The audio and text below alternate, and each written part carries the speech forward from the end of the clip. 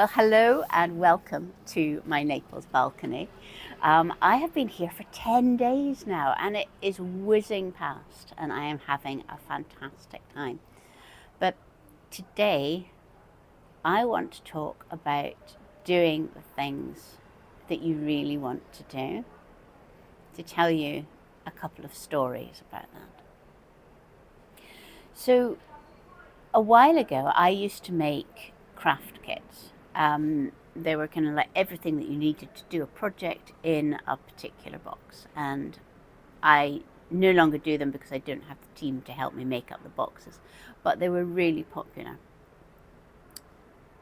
And I met somebody from the school gate at a party. This must have been before lockdown, and she came up to me and she said, you know, I really love your craft kit. I bought one 2 years ago, but I just haven't had the time to do it, and I really regret that. Now, it could, of course, be that she's socially awkward like me and was looking for something to say, fill the gap. But I didn't get that feeling. I felt that she was being honest, that she had bought it, she really wanted to do it, but that in 2 years she hadn't found the 2 hours that it would take her to do it. Now, I really understand that because my coming here has been very similar, really. The big thing, fine, I booked that. I told everybody. I spent a lot of time working out how I would bring work here and continue working in a different country. But along the way, I had intended to learn how to speak Italian.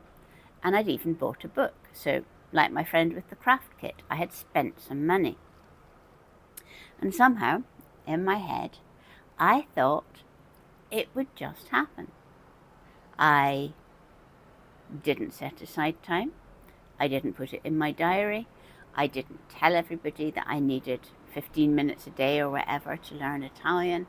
I just let it drift.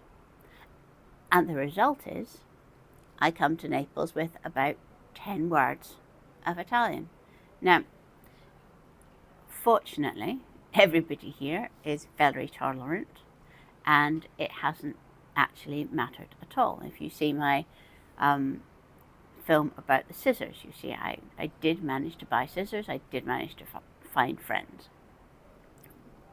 But it shows you the difference, because everything that we want to do takes time and energy.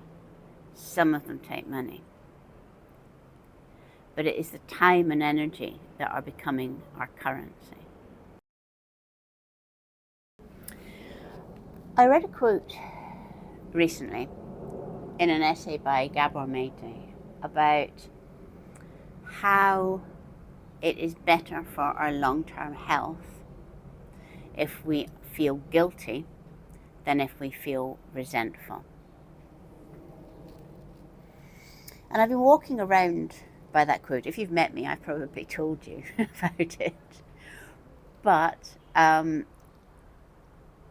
think it is so powerful because there is a deeper truth at the heart of that quote. It is that for our long-term health, we need to do the things that we actually want to do, the things that speak to us, the things that light us up. And that unless we are intentional about doing those things, we end up doing things to other people's agendas, to the way that other people want their lives to be. Now, obviously, I'm not saying don't do things for other people. It'd be a really sad life if we weren't doing things for other people. But I think that we have a duty to ourselves, to our health, to our spirit, to do things for ourselves as well. And I'm sure that my friend with the craft subscription, her family and friends would be mortified if they realised she had wanted to do something so simple, so easy, something she'd already spent the money on, as do this craft kit. I'm sure that they really would also want her to do this. And I think that in our lives, if we are honest about these things and we have talks about them, first of all, we have identified things, then it is much easier. So, a husband and I, you and I, had fallen into the habit during lockdown of watching television every night. And I found suddenly that I just wasn't reading as many books as usual, and I wasn't enjoying that. I wasn't enjoying the television. I wanted to read books. It kind of like felt a bit rude to sit on the sofa with a book.